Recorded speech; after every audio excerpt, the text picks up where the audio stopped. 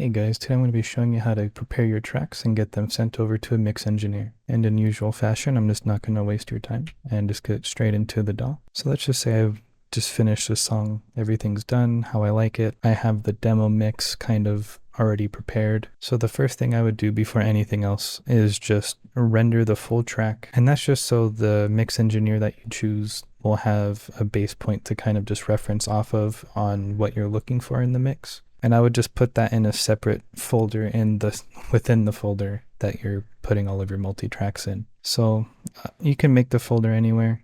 I'm just going to do my desktop because it's easier. Let's just name it the song name. So I'll just put demo. And then I'll put the BPM, so 150, and you should be all set. From there, you can either make a folder or just kind of drop that demo mix in here. So something to keep in mind is if you have a guitar tone that you really like, render it once with the wet tracks, and then turn off all of the processing so it's just the DI, just in case they absolutely have to reamp it. Not only would that give the mix engineer more versatility, but it would also probably benefit them in just elevating your mix in general. If you're using MIDI bass, you can export the MIDI map and just the MIDI files so they can just drag and drop it in. You can also render again with the wet track so that way they have a general basis on how you would like the bass to sound. Same with drums and any other MIDI instruments really. Generally speaking, when you do export your tracks on the master channel, you want to turn off everything. You don't want any mastering processing done while you're exporting because that'll just make it a lot harder for the mix engineer to get what you want. And if there's anything on the mix bus, you just want to turn that off as well. If your lead tone has any specific like delay settings on there, rather than kind of just turning all of it off and leaving the mix engineer to just kind of figure it out, what you can do is you can just leave the delay on the DI.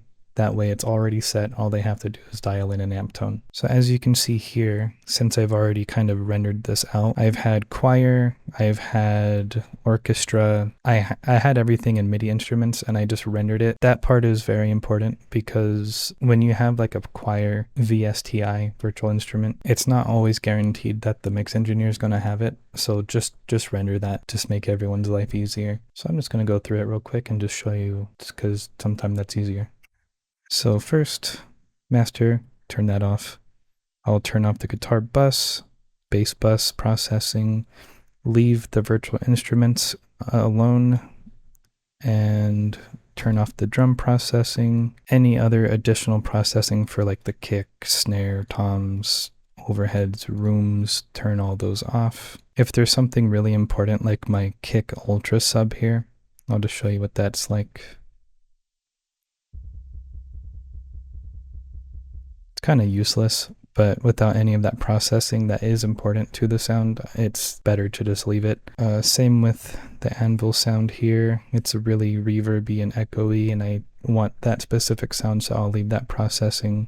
Choir, orchestra, leave alone, because again, if they don't have the plugin, then you don't have the choir or orchestra that you had in mind. All right, so now that that's done, just go ahead and select every single bus that you would like to have rendered. So I'm going to do not the drum bus, but the kick, snare, toms, spot mics, overheads, rooms, kick, snare, verb, anvil, choir, orchestra.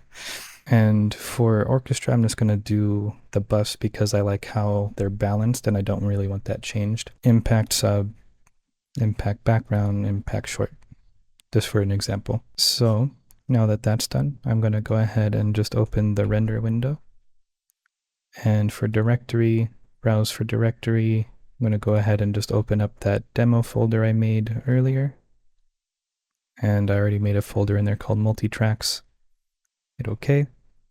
And then at least in Reaper, this is true. I'm not sure how to do it in other DAWs, but for Reaper, wildcards, project information, $track. And what that's going to do is it's going to automatically name every single track that it renders the name of the track that you gave it. And before you render out here, you want to come up to source where it says master mix and do selected tracks stems. If it's only a specific spot in the project that you want to render, you can just select all of what you already add finished, like so, and go over to bounds time selection.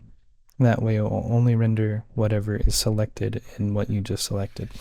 Alright, and now you'll see it says rendered 19 files. This might take a while, especially because I'm recording. So I'll just go ahead and cut. Alright, so now that that's done, if you want to just check and make sure everything is there, you can just click here on open folder, and you'll see that every track that we selected to be rendered is now there. And just to continue on a little bit further with that, since I rendered the DI, since I turned off literally everything on my guitar bus, you can turn that back on and turn off any additional processing that you have that is not really quite part of the tone, as I just did here.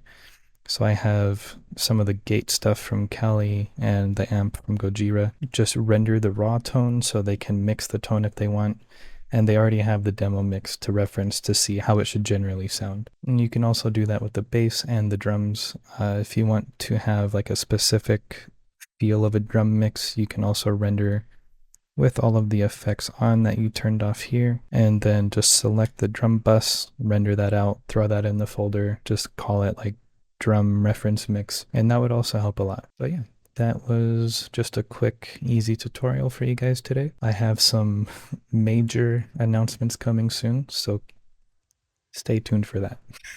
I also have some videos lined up from suggestions in my Discord server if you want to join that. Link is in the description with all of my other links. I recently opened up a Patreon shop, not necessarily like a monthly sub thing, but just more like if you want to buy multi-tracks or stems, make covers, or mix along with me in my videos, you can do that. I'm planning on kind of just releasing all of my stems, multi-tracks for each of my EPs, whatever I do there, so over time that's going to be built up. You can find my music in the description, or you can scan these little things here, and I still hate self-promo. I'll see you guys next week.